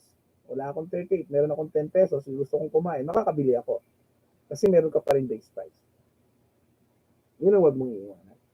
Yeah, that's a good question. Thank you. No? Louis Vuitton, Chanel, Apple, is possible po ba for them to give discounts? Yeah. Especially, it depends on dun sa kanilang geographic considerations. So may mga bansa, they do discounts. They do actually yung mga sale. Sa US, meron silang gano'n. Yes, they do offer it. But yeah, discounts, promotions, discounts won't affect really the image. No, it doesn't really affect the image. Yung promotions, yun ang ingatan. Lalo na yung buy one, take one. Lalo, walang, kung ikaw ay, what you call this, kung if you are a company that is value-based, tapos yung market mo, yung mga mayayaman, discounts is best. Pero pag nag-buy one, take one ka, well, there might still be customers that going to, will be happy with what you're doing. No? But, yung mga talagang alta sa syudad na talagang mayayaman, pag nakitaan ka ng gano'n, ang tataas yun ng kilay. Teka, why are you doing that? Okay? Why are you doing that? Kasi feeling nila, okay, makakabili naman pala ako ng ganyan ng on sale eh. So, yung trust nila sa product mo, mawawala. Mababawasan. Okay. But, pwede po. No? They're doing it. Basta discount. A lot of value-based products are doing it. Last time may nagbanggit na estudyante na meron palang tinatawag na ano ba yan? student discount. Meron tinatawag na student discount, na magbibigay ng student discount si Apple, no? And actually, I wasn't able to encounter that, no? And kanina si Mr. Hindi ko alam kung nandito pa si Aransanso. So he mentioned about maraming price structure na ginamit si Apple. I think yung tanong ni Mr. ni Renante kanina, no? I'm not sure kung dito pa si Renante. Si Aransanso, sabi niya kanina about doon sa si Apple daw ay maraming price structure yan. Dito pa si Renante. So when nag-search siya, marami siyang nakikitang structure, no? I'm not sure if that, kay ganito yun ha, yung mga big companies, open sila sa iba't ibang malalaking bansa. No? Iba't ibang bansa, not malaki, but all over the world, nandun sila. Pag may market, kasi mayaman sila, nandun sila. No? But when they give discounts in a certain country, that doesn't mean that they also do the same thing on the other country. Okay? So geographically, they try to look at, especially movement. Pag hindi naman maganda yung movement, wala kang choice. If you wanted to penetrate the market, you offer some, some discount. So that now change your structure. Yung structure mo nakaayon sa kultura ng bansa na yun. Kasi doon sa inyong international business, no? Lahat naman yata kayo tapos na. Second year, especially second year student, tapos na kanya international business and trade. No? May part doon culture. Now, sa marketing kasi, tatandaan ninyo to, if you go abroad, una mong tingnan yung kultura ng bansa na yon. Kasi, if not, then you will be having hard time penetrating the market. Okay? So sa international business, yun yung titingnan mo. Ngayon, maraming mga marketing strategies gaya ng licensing, gaya ng distributorship, katulad another one is like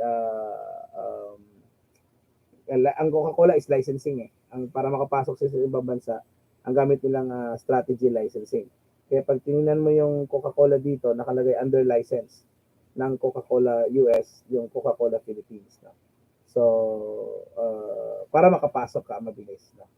So, bibigyan mo lang, hindi ikaw yung magtatayo, bibigyan mo lang ng authority yung isang kumpanya doon, no, na siya na gumastos lahat. Then we'll give you something.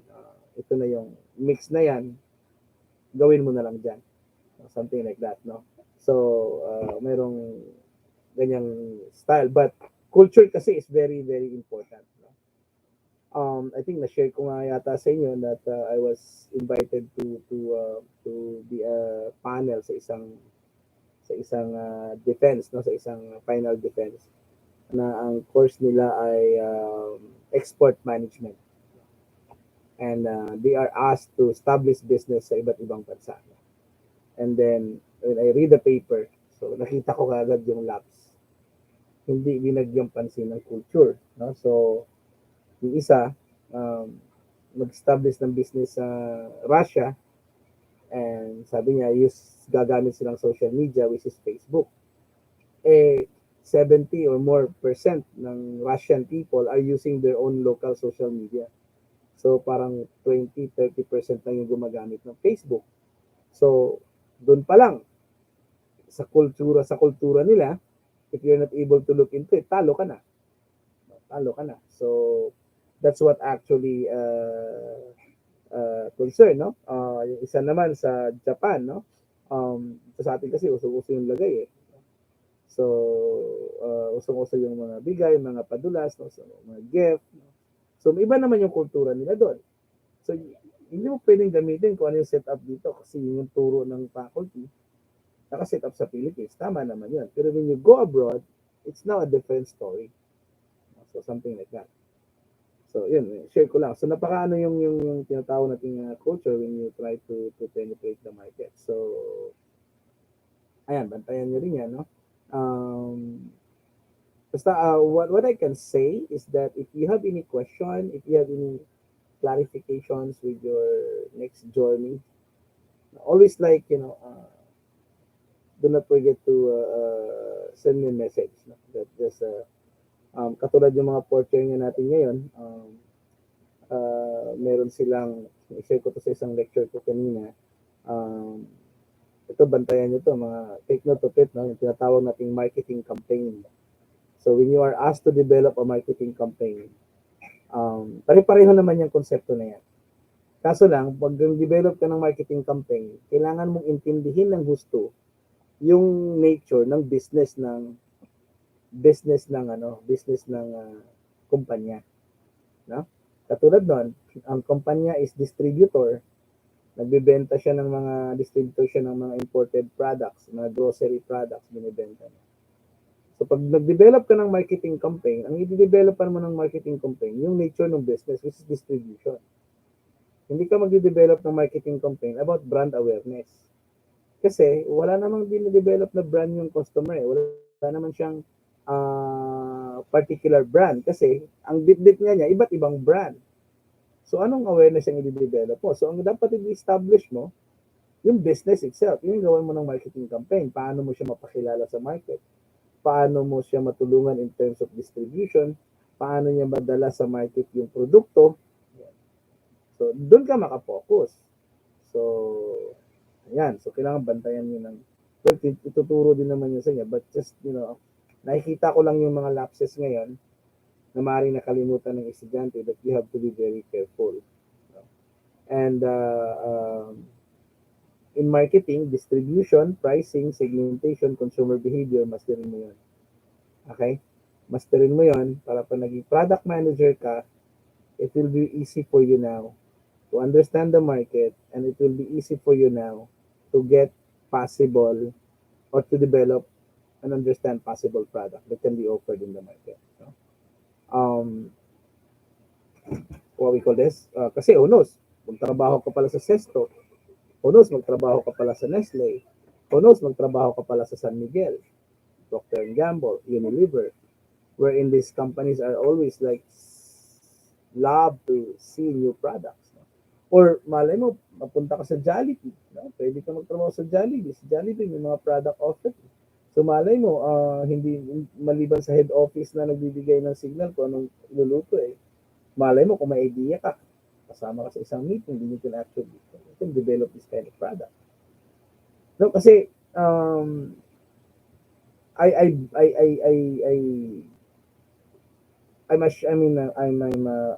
very much confident, I'm very much confident na ngayon pa lang, as early as now, kayo, nakikita nyo na kung anong klaseng market nyo nasa paligid nyo. At nakikita nyo rin kung yung bawat market ba na yun ay nakukuha nila yung gusto nila. No? Maaaring ikaw nakatira ka sa condominium, sa malaking bahay na mayaman ka. Ito yung need mo. Nakukuha ninyo kasi may pambili ka. Pero ano yung need mo na maaaring need ng iba pero wala naman siyang perang pambili. No? Wala naman siyang perang pambili. So, ang magandang katanungan nito ngayon is, ano kaya yung pwede mong gawin? Para yung mga walang pambili, nakakabili. Ayan. Kaya, that's what I always like, look into. Sabi ko nga, hindi naman ako mayaman, wala naman akong malaking negosyo kasi wala naman akong malaking pera. Meron akong maliit na pera, konting pera na pwedeng magamit, no? Para sa mga skills or parang kung gusto mag-start ng business. But what I really love doing is to share to students as in what you can do, especially during this pandemic. Mag-isip ka habang ano ka dyan sa loob ng bahay mo. Okay, so I think that would be it. I think dun sa mga micro business proposal, hopefully within the week, you're able to put your financial aspect, no? Ganito lang yung financial, no? Well, anyway, di-discuss ko din naman to, but just to give you some heads up, Thursday, mag-usapan natin yan. Gawa ka ng, you'll be given, you can start searching or you can start checking about what we call this, income statement. Ano ginawa yung sales, less cost of goods sold. Yeah. Ganun lang kasimple. Projected income statement. Simple lang, hindi mo naman kailangan na malaki. So projected income statement, doon sa inyong business, anong projection mo ng first year, at least 3 years na projection. no, ng income statement. And then yun lang muna, no. If you're able to do the template na about what we call this, about credit collections, so that's good. But what's important right now, at least you're able to develop income statement muna, no? So mayroon pa ba ako dito pa yata sila Cedric, yung mga first year ko na estudyante na sinabi, you could start from there, no? Yan, dito pa no, si Patrick, Renante, I think dito pa sila, no? Yan. So it's like you can just start from there. Yun lang muna gagawin nyo, no? Sa income statement, mag-project muna kayong 3 years. So, i-discuss ko yan sa Thursday as part of the discussion. But madali lang naman eh. I mean, just project a particular sales, then how much it costs, you know. So, halimbawa, magkano presyo ng, halimbawa, platter ka, magkano ang presyo ng platter mo. So, sa isang platter, magkano yung cost na ginastos mo, magkano yung cost na nagamit mo. Tapos, kukumpitin mo lang naman yun. So, for example, sa isang platter, yung cost mo sa isang platter is 50 pesos. Ilang piraso, ang cost 50, benta mo siya 150. Halimbawa lang. So, may ikita ka 10 o 100, I mean. No? Tapos, kung halimbawa 50 pesos na yung cost mo, nakapag-produce ka ng 100, so yun yung cost of goods sold, yung 100 times 50. Tapos yung sales mo is 100, i-times mo yung yung 100 pesos din. 100 pieces na benta. So 100 times 100 pieces times 150, yun yung sales mo. Yun yung sales mo. Tapos, less mo yung 50 pesos times 100. Kasi yun naman yung cost ng goods sold mo. Yun na yung gross profit. Anyway.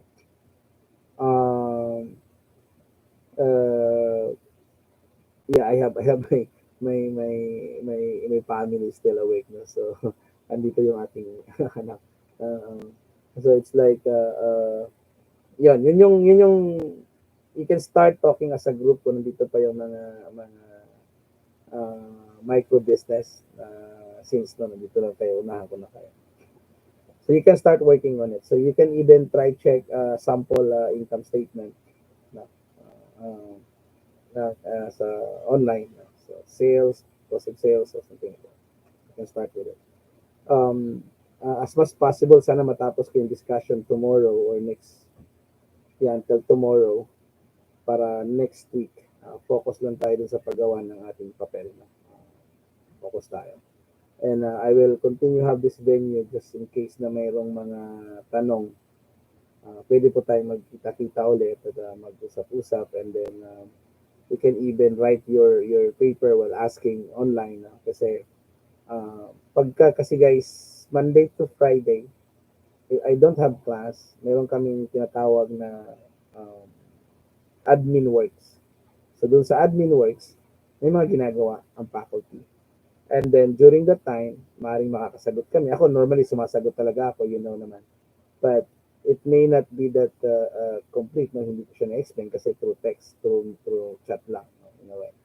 So, I'm really finding a venue. And, katulad nito, nagtatanong kayo, and I'm very happy that you're asking kung ano yung mga, lalo na yung mga hirap, no? Kung paano gawin. Feel free to really ask questions. Ayan, so yun yung kaya I have this venue for everyone. It's not mandatory, and if you enjoy, katulad last time nagkukulitan lang kami. You can actually, hindi pa ako nag-practice ng kanta, siguro mga next week na ako mag-practice para yan, kasi wala si Blanco ngayon no, absent si Blanco. Si Blanco yung pinakamakulit last time, at saka si Aliyah, no? So, medyo tahimik ngayon si Aliyah. Dito ba si Blanco? Parang nakita ko siya kanina. Yan si Kashi andito, but I'm not sure if he's still around. I'm not sure if Joyce was here last time. Yeah, wala nga. Yan, dito si Blanco. Yan, dito si Angeline. Wala sa mood. Siguro nag-leave na. Yan.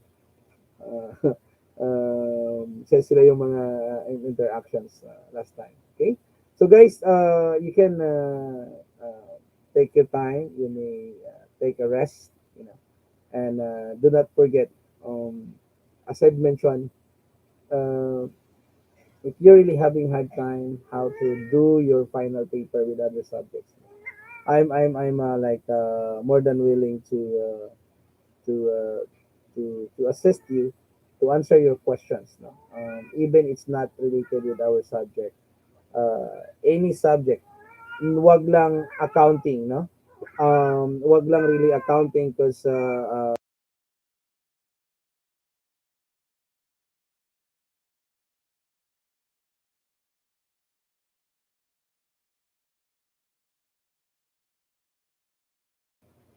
yun. Sorry about it. Yun. Okay, so ayan, you can take a rest. So meron pa akong anim na viewer. So if you still have like a few more questions, I will just keep this on. Thank you also, Renante, for joining. First year students or second year students, no, you still have like few years to go, and whatever final paper, no, basta may nahihirapan, ano man yung subject, paano gawin, you can have this venue to raise your concern. No? So, abangan nyo lang kung kailan ako nagla-live at kung meron man kayong mga katanungan, sulat nyo lang. And as I've said, I'm really more than happy to answer questions. Okay? Ayan. So, medyo konti yung question natin ngayon. Medyo marami-rami na i-share ko. Siguro by next live ko, siguro pag-usapan naman natin yung ibang aspect o ibang area ng marketing na maring, you know, or pwede nating pag-usapan yung first subject. No? Ano bang meron sa new product and market development? Pag-usapan natin. Ano bang meron sa subject na, or ano ba yung mga subject niyo yung next term na hindi ko pa nakita? Pwedeng pag-usapan natin kung anong meron dyan so that you will be ready on what to expect in each and every subject that we have. So, siguro isi-share ko yan sa inyo para at least meron na kayong idea, baon-baon niyo yung idea when you go to that particular or enroll into that particular subject. So, siguro maganda natin pag-usapan. So, I may start with new product and new market development. Anong meron dyan? Anong content yan? Ano yung ina-expect nyo dyan na pwede nyo mapag-aralan? So, yun yung aking topic, no? So, or pwede rin nating pag-usapan dalawang subject sa isang kwentuhan, no? Uh, uh, I believe mayroong retail marketing next term. I'm not sure. Yeah, second year students yata yung may retail marketing. And pag-usapan natin, ano ba meron sa retail marketing? Ano bang aasahan natin dyan? Ano ba expect natin dyan? Ano ba purpose niyan? Para saan ba yan? Yung mga ganun. Okay? So yun. So thank you so much for your time. I hope you take a rest, no? And yeah, Miss Ong, thank you. Thank you for staying, no? Guys, thank you really whoever stay, you know, Renante, Gail, no? And Janica, you know, humabo si Pascual, si Cassidy, you know, was able to yeah, thank you. Able to join earlier, but I think nag-leave na rin yata si Janica and si Miss Pascual, no? Ayan. So more power din sa inyo, and yeah, thank you. Expect I will still create some content na pwede kong ilagay doon sa aking channel. Okay, so have a great evening everyone, you know, and keep safe. I hope that I was able to give you at least uh, more additional, I would say, knowledge on the other areas, no? I mean, yung, what we call this, additional learning as you go to your journey being a marketeer, no? Bilang isang marketista. Okay, so, sige. Bye-bye. I'm actually waiting for, I think mayroong nag-message sa akin. If we will be joining. So, ayan, hintayin ko sila. Uh, there you go. hintayin ko sila na ano, to join us. Yan, so thank you. Meron ba akong hindi students dito? Lahat ata students ko nung nandito nag-join. Thank you so much. Maaaring hindi nagko-comment yung mga other subscriber. So, ayan. Sige. Sino pa ba nandito pala? Thank you once again, Renante, Miss Ong, Miss Villalba, if you're still there, Miss Janica, Celine, Miss Tadeje, Pascual, si KCB, no? Cedric, Mr. Garcia, thank you, GML, Aaron, thank you, if you're still there, Jam, uh, Mr. Ibalia, Aliyah Amor, yeah, Aliyah Amor, thank you. Sino pa nandito? Thank you so much. Thank you. Angeline, wala na si Angeline. Matagal nag-leave. Si Chai, no? Alhena, thank you. I think wala na sila.